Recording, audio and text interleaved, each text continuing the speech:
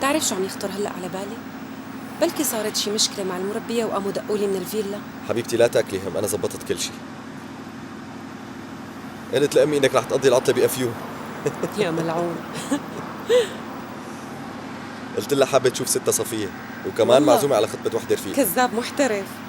رح يشكوا بغيابنا لأنه سافرنا اثنيناتنا بنفس اليوم. لا حبيبي ما بتخيل، حتى ما بظن إنه يخطر بباله ولو مجرد احتمال إنه نحن تصالحنا. اليوم مرت علي دانا، طمنت علي، مفكرة إنه نفسيتي تعبانة. حاولت أحكي شي بس للأسف ما قدرت. ومرت لعندي قالت لي إنها متقبلة الوضع. أنا حبيت إلا بس ما أعطتني فرصة لأحكي، ما حكيت شي. كيف رح نقدر نخبرهم بعدين؟ محتارة، ما بعرف شلون رح نحل هالمشكلة. شو رأيك نسكر هالموضوع وخلينا هلأ نفكر بمشوارنا، وبس نرجع إلا ما نلاقي شي طريقة.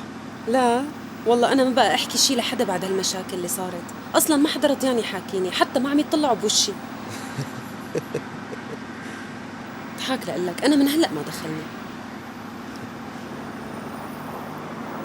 تأخرنا كتير ولسه ما جبت أغراضك لهلأ.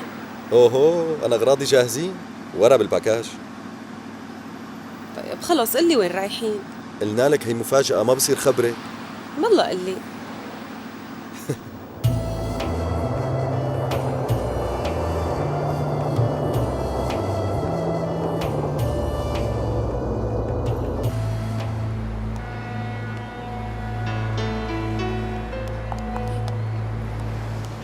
وين كنتي لهلا يا رقية؟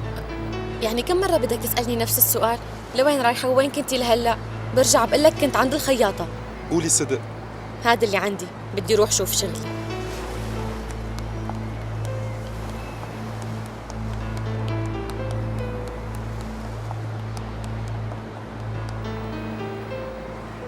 كنان انت هلأ مو بوعيك، أكيد شربان وما رح تتذكر الكلام اللي حكيته بعد ما تصحى. خلص لكان بعدين بنحكي. ايه شربان، بس والله ماني سكران، فهمت كل شيء قلتي لي اياه. عبير مشاهن ولا الله جيبي ولادك ورجعي على البيت، مشتاق لكم كثير ومشتاق للصغار. بكفي بقى، لا تعذبيني اكثر من هيك. بوعدك من بكره رح ادور على شغل. كم مرة صرت قايلي نفس الكلام، يمكن شي مليون مرة. أنا ما بقى فيني أتحمل، لو سمحت ما عاد بدي أحكي بهالموضوع. عبير انا ولا شيء من دونك، مشاهن الله رجعي، صدقيني هالمره غير.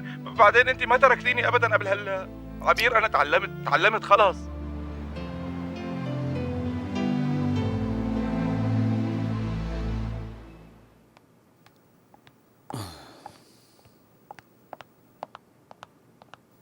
من هلأ عم نبهكم ما بدي ولا صوت. اليوم ورد ما نام منيح وما صار له شوي غفيان. والله اللي بفيقوا بيناتكم ما يلوم غير حاله. ايه اعطوني صحونكم لشوف. والله هالأكلة ما بدها غير واحد جوعان لحتى يعرف قيمتها.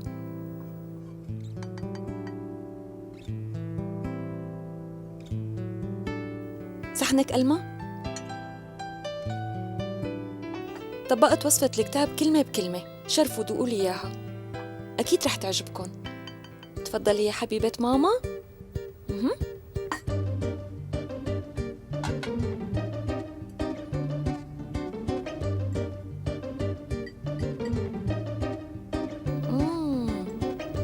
ايه والله يسلموا ايدي، مو هيك؟ لا تقولوا لي انه هي كمان ما عجبتكم. سويت لكم اياها من اشهر كتاب طبخ بالبلد.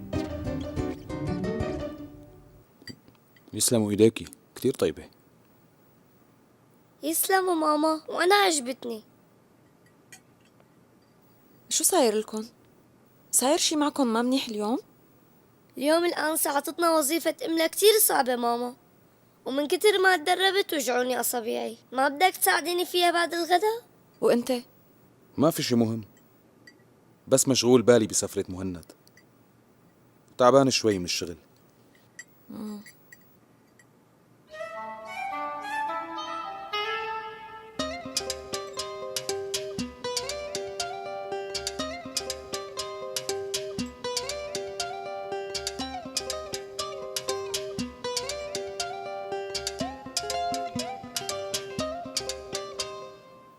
مرت عمي، بتعرفي لوين راح جدي؟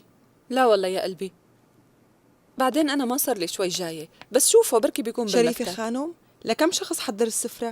تقريبا الكل موجودين على العشاء اليوم، بس ما تحسبي حساب مهند، ويا ريت كمان تعملي حساب المربية تبع بانا. أمرك.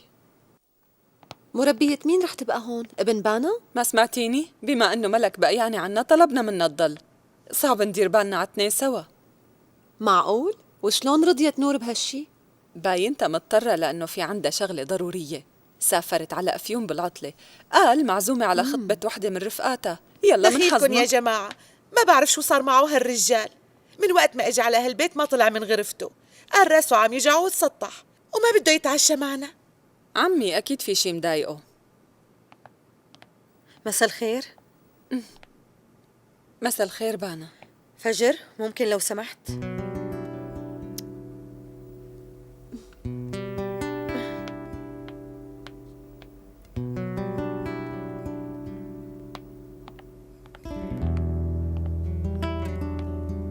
خير بانا؟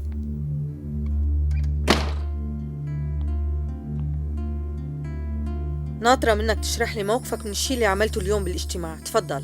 ما عندي مشكلة، وانت كمان لازم تشرحي لي موقفك. الشيء اللي طلبته اليوم هو حقي الطبيعي، مزبوط؟